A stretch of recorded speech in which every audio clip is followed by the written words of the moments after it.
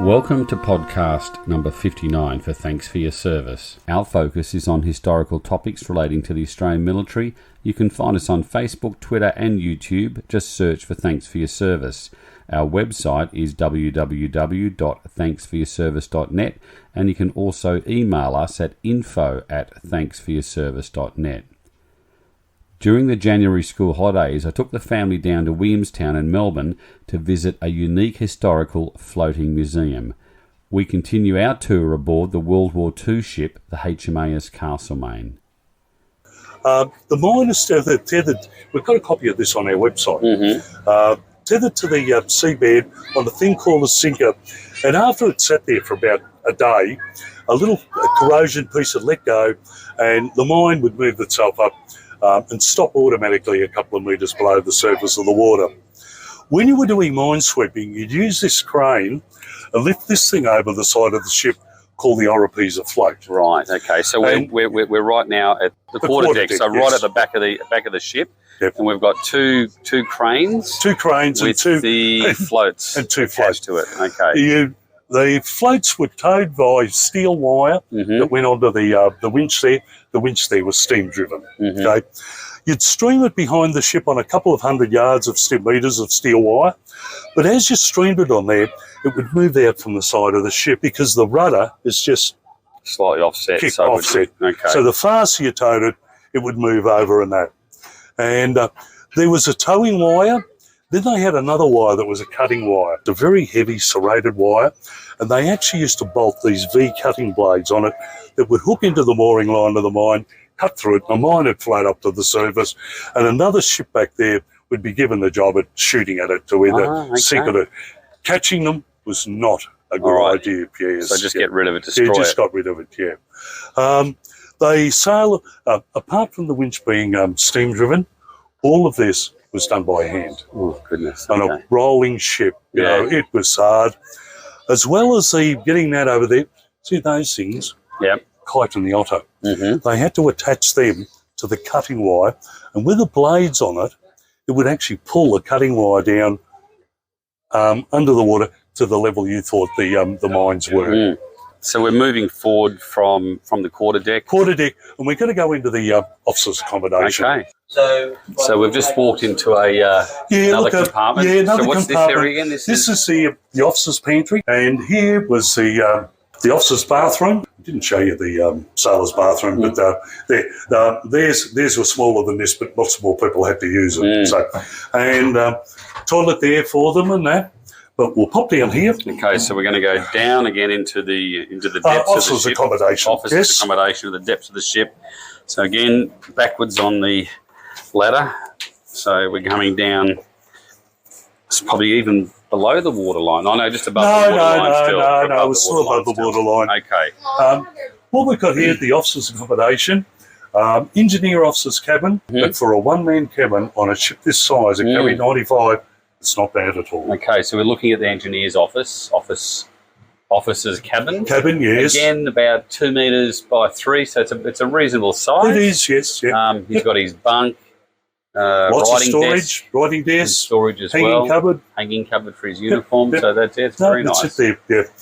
The wardroom, which is the officers' lounge room, dining room, play cards, but for 5 people, that's set up quite well. All right. So the wardroom is on the port side of the ship. And it's where the officers ate and I suppose drank, etc. Yep. And again, the decent size, probably 3 by 4 metres. Oh yes, yep. And here, the steward used that. The little thing there with the door on it runs up to the pantry. It's a dumbwaiter. Okay. The steward, all the food was prepared in the galley in the middle of the ship, which I think we missed. And he would bring the food down in buckets and pan. Serve it up in the pan. There was a little warming up. Put it in a little box. Pull it down the stairs. Hello, sir. Right. Here's So breakfast, dinner, or tea. Okay. Yep. The launch lady of the Castlemaine, Paddy Menzies. Oh, yeah. Yeah. Okay. So we think the ship's got a pretty good pedigree. Yeah. Yes. Yeah. And the junior officers would have been a sub-lieutenant, midshipman, something like that, and pair of bunks. Okay. But still, for a 2-person cabin, that's not bad. That's not bad for a ship this size. Yeah. Anyway, well, we're heading We're still heading aft. Heading aft still. All right, so this is a pretty It's a big room. open room and that. It was called the minesweeping workshop and store. During the war period, this was absolutely chock-a-block full of stuff. Okay, there used to be a door, a hatch here that opened up vertically onto the upper deck. When the restoration started, there wasn't a hatch, there was just a huge rusted hole. We've plated it in, we've put insulation up there to try and keep the heat out. In here was spare minesweeping wire. They could do the contact minesweep, magnetic minesweeping as well, but also stored in here 60 depth charges. Yeah. So it was pretty full of stuff. What about the ammunition for the rest safe for the Bofors or the 40 gun? Look up, yeah. The magazine was separate the Bofors gun would have been down there in the small arms magazine. All right. Look later on, so we make sure I'll show you where the magazine is as well. Okay, all right. Yep. So even here is a magazine. Yes. So on in the area of the officer's wardroom, etc., there's another compartment that goes deeper into the ship, and that was a magazine. And in here, eight tons of depth charges. But look, when a little ship like that, it doesn't matter where you are. 8 tons here. Underneath the sailors up there, 284-inch rounds. A boiler room full of fire, steam or whatever. It didn't matter, really. Yes. Anyway, look, we'll pop down here and have a look. So we're heading aft again. Yes, and the final compartment we can get to in here, the steering compartment. Right. The big back nut over there with the ring on the top of the rudder. Power steering, this piece of machinery here, and what powered it? Steam again. Steam from the boilers. Right. And it also provided the emergency steering position. What connected the power steering, the steering wheel on the bridge, see this rod? That runs all the way forward to the bridge. Yeah, no way in the world were these little ships being built quickly for the war going to get anything like super duper hydraulic or electrical control. You guys can have a big long stick with a few corners. Now this ship you said was actually built here in Williamstown. Yep. Were they Australian designed ships or who? No, they were Australian design. They were designed. Unique Australian design. Yeah. No, there's some people who've said they looked like the British flower card. No, they were a unique design, and literally 98% of what went into the ship made in Australia. And for example, the main engines on the Castlemaine, they were made in the town of Castlemaine. So we've got a real connection. Absolutely. Oh, that little room there, the wardroom store, one of the most important rooms on the ship, lived in officers' territory, and the steward kept the door locked at all times. In there lived crockery, plates, tablecloths, etc., but it also contained wine, spirits and beer. The important stuff. The important stuff, and there's probably a bunch of sailors up the front with those little thoughts like maybe we can get someone surrogate looking. All right, so we're leaving the wardroom area. We're going up again onto, I think, just forward of the quarter deck again. So, all right. And here we are back at the gangway. To the ship.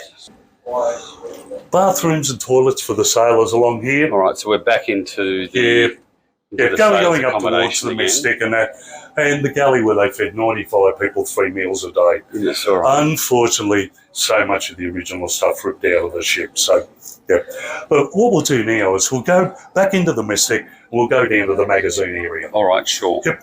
So we're in the sailors' accommodation again and just going down a further ladder down into the depths of the ship. So we're still above the waterline. Yeah, we're still well above the waterline, Down here we had the chief petty officers and petty officers. They were like the middle management. They got a little bit more room than the sailors, but still had to live in hammocks and that. Right. And I mean, you can see how crowded it was. Even how many positions he had in passageways. They would be the least preferable place to hang your hammock for that. So, And down there was the naval store, where they kept all the spare parts, tools. So here for the petty officers and chief petty officers and petty officers area, how many roughly from? There were about 7 chief petty officers, and there were about 10 petty officers. All right. So this is where they ate. This is where they slept. This is where their accommodation. This is it. This is yours. And again, from a meals perspective, they would the galley cooked for everyone. Yeah, cooked for everyone. the messmen would go up there, pick up the food, bring it down here. They'd serve themselves. So. Were the from a galley perspective, were the officers, the petty officers, and the ORs, were they all fed the same food? Pretty well. Okay. Pretty well. Yes. Yeah, pretty well. Mm-hmm. And don't forget, in those times, up around Ugini, sometimes the supply of food was a bit sparse and that as well. And had one of the guys who said, "I never want to see bully beef again." And they used to call the fish they had in tomato sauce, and they used to call them potted trout or something. He says, I cannot open a tin with fish in it anymore. Yeah. But in here you've got your gyro compass. Yep. And it always lived in the middle of the ship, and that because it was at the point of the least amount of movement and that. But your gyro compass was very, very accurate. If it told you that north was there, that's where north was, wasn't it? And it was one of the few bits on the ship that was not made in Australia. It was made by a famous American company called Sperry, who is still in business, and that was there. Yeah. So we just, again, if I was to face forward, you've actually got the Chief Petty Officer's mess on the starboard side, and on the port side is the Petty Officer's mess. So there was a separation again between the two. Yep. All right. Down there is the magazines. All right. So we're looking below the deck. Would you call this? This would be 2 deck. All right. And that would be 3 deck. All right. And underneath the timber there, a couple of feet down, is the plate, and then the ocean. All right. So we're looking down, and this is was this the main magazine? The main magazine. For the ship? Look, they wouldn't have had the rifles and that in there. They would have been in the swell. What would have been down there? There'd be just rack upon rack, and they'd have the 4-inch shells, and they're in boxes like that. And you can see that the head of one of them there, and they'd bring it up with block and tackle. Then you'd have a line of sailors up the ladder to the back of the gun, and you just pass the ammunition. You know, on these little ships, if you wanted it moved, you picked it up and carried it. And there was a distinct lack of occupational health and safety. And the other thing was, gentlemen, there's a war on. Just do it. There was a canteen, and that was stocked with soap, toothpaste, in those days, smokes, tobacco, and that sort of thing. So we're looking at a small room again on the port side of the ship, and it was the canteen. Just forward of the petty officer's mess. And they could obviously come and buy stuff. Yeah, you could come and buy stuff from the cans. Smokes, lollies, soft drinks, but sometimes it was pretty empty because around New Guinea, the supply train, as I talk about it now, it was pretty hit and miss at times. Wow. Right, they had a walk-in fridge. And that was it there, and the compressor and that was all on that side and that, but there was no freezer. So you'd fill it up with meat, your vegetables and all of that sort of thing. But then again, being only a fridge, it only lasted for a few days and that sort of thing. And then after that, it was happily into bully beef out of tins and potted sardines, etc., rice, whatever. The coxswain, he had his own little room and that. The coxswain was the guy who steered the ship in action and that, but also the coxswain was like the ship's policeman. If you were a bad guy, he was the guy who fronted you up and that, and he wrote the charges and that sort of thing, and he's the one who took you to front the captain. So we're on the starboard side of the ship, just forward of the Chief Petty Officer's mess. What rank were they usually? The coxswain would probably be a leading seaman or a petty officer. Right. And he was generally one of the senior guys. And had his own little accommodation. Mainly because he had to, sort of had to be the policeman sometimes. He wasn't the most popular guy on the ship. But on these little ships and that, it was really, the crews got on very, very well. It was like that on the, you believe that on the smaller ships and that. And all over the ship was DC powered, not AC powered like you have in your house. And but all the electronics equipment, like the radar, the communication, was all needed AC power. So all over the place, there were little motor generator sets to make AC power and that. What they did is they added a little bit more noise and a little bit more heat, which the troops really didn't need, but that's what happened. All right, so this is the boiler room. Boiler room, the special access. So again, turn around to go down a very steep set of very steep ladder, and we're really are we down below the water line here or not? See what you see just down there? You're below the water line.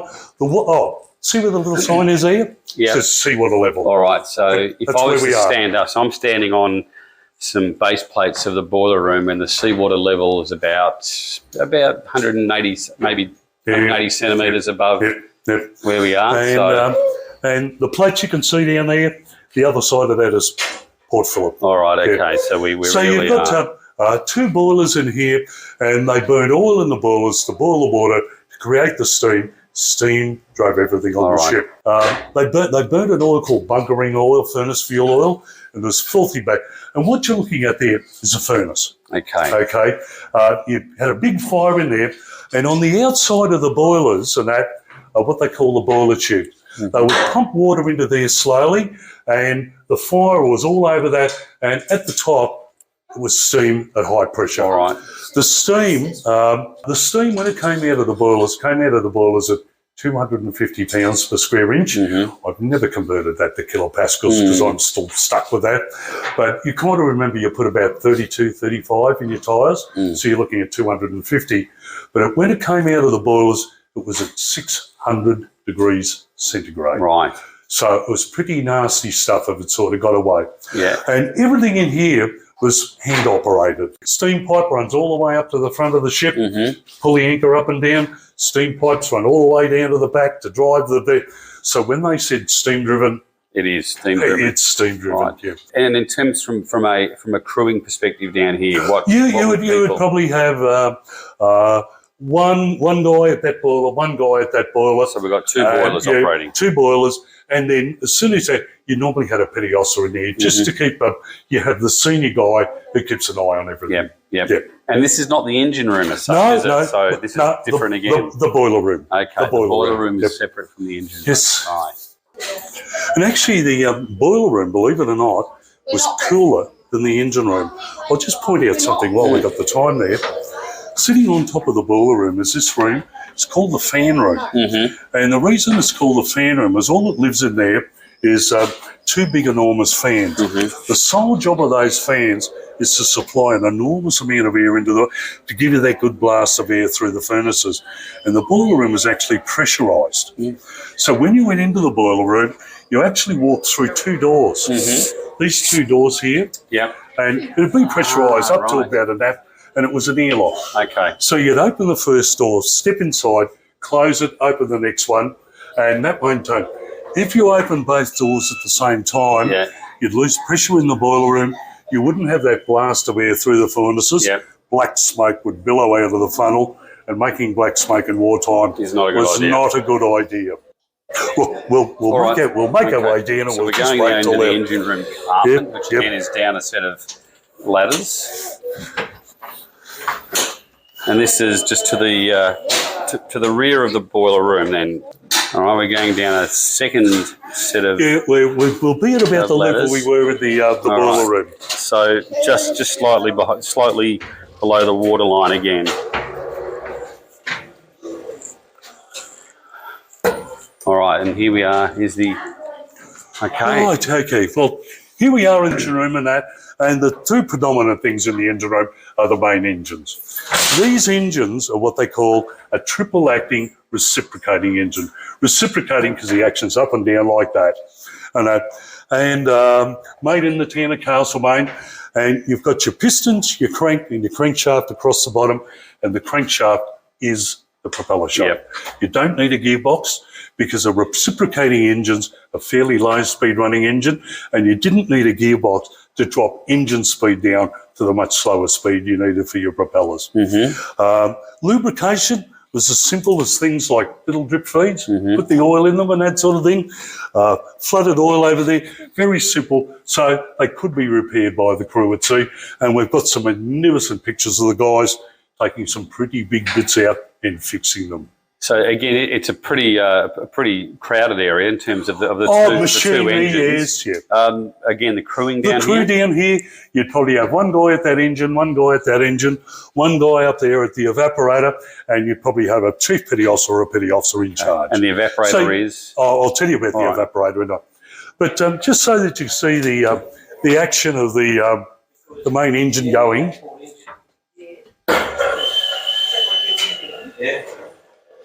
All right, so you've turned on the power, and now the pistons are starting to... What we've got, we've disconnected the propeller shaft down there. Okay. We've got an electric motor, a gearbox, and a chain drive. And it just shows you the action of it moving. Yeah. It's going very slowly. Maximum speed of Castlemaine was about 16 knots.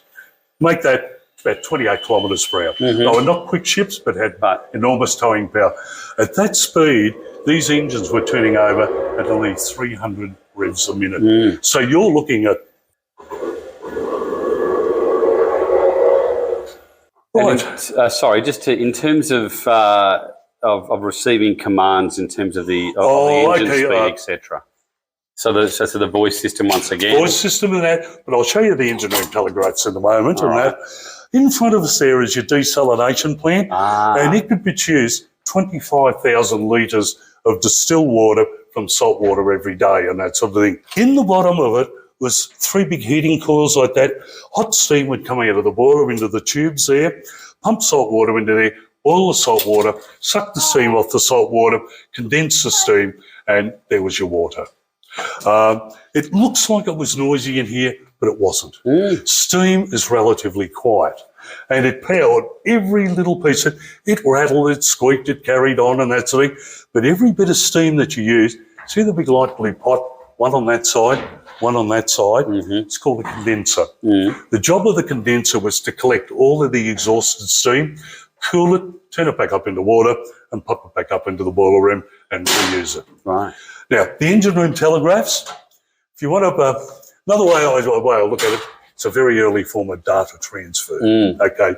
And it just had a thing that said ahead, slow, half full, astern, slow, half full. Mm-hmm. And that arrow there, to get that arrow to move up there on the bridge, see the shaft mechanism? Mm-hmm. All the way up to the bridge. So somebody up there turned that just to get this arrow to move a couple of positions. Yeah. Okay. Nowadays you do that with a cute little plastic thing with some LEDs. Yeah. And it'd be lucky if it weighed half a kilo or whatever. And again, that was the primary means of communicating the speed. And what would happen here, as you move that would go ding, so the guys would be alerted that it moved to a different position. Once they put the engine orders on and that sort of thing, you had this little buzzer. You would hit that, and a little buzzer went up on the bridge, and that would acknowledge that they'd put the end. Or the other thing was they'd go down the voice pipe and say, hello, what are you guys doing down here? Mm-hmm. All of the pipe work in the ship and that was all colour-coded. So any of the pipes and that, traditionally red was for firefighting, yellow was for sucking out, dark green was for salt water, blue was for fresh water, dark brown was for fuel. So that way, any time you looked at a pipe, you knew what was in it. Mm-hmm. So what about yourself in terms of your own service? Can you give us an overview of that? Yeah, look... Did you used to be in this ship? No. Listen, I look old, but I'm not that old. Yeah. No, look, I joined the Navy in 1996 as a Navy apprentice. I did 3.5 years trade training before I got to a ship. I served on ships, Stalwart, Stewart, Duchess, Perth, and Derwent. And in between, I was on Navy bases, and I even spent a bit of time at Navy offices in Canberra, which is quite an interesting thing. 91, I'd completed 25 years in the Navy, left the Navy, and I went to the shipyard here in Williamstown, and I helped build Anzac ships and that. Yeah. So my entire life has been ships, and more ships. So what year did you join again? 1966. 66, okay. Yep. So obviously today we've been on board the HMAS Castlemaine. Dick, thank you so much for your time. It's been a fascinating insight into a floating museum. That's the podcast for today. The website for HMAS Castlemaine is www.hmascastlemaine.org.au. And if you're ever visiting Melbourne, it's well worth a visit. Thanks to Dick Budzieny for his time to take us through the ship. We're keen to hear your feedback, and if you're listening to us via iTunes or other podcast apps, please leave a review. Your reviews help others find our podcast. And you can help support this podcast via Patreon or Buy Me a Coffee. The links are on our website and Facebook page, and your support helps us with the production of this podcast. Thanks for listening.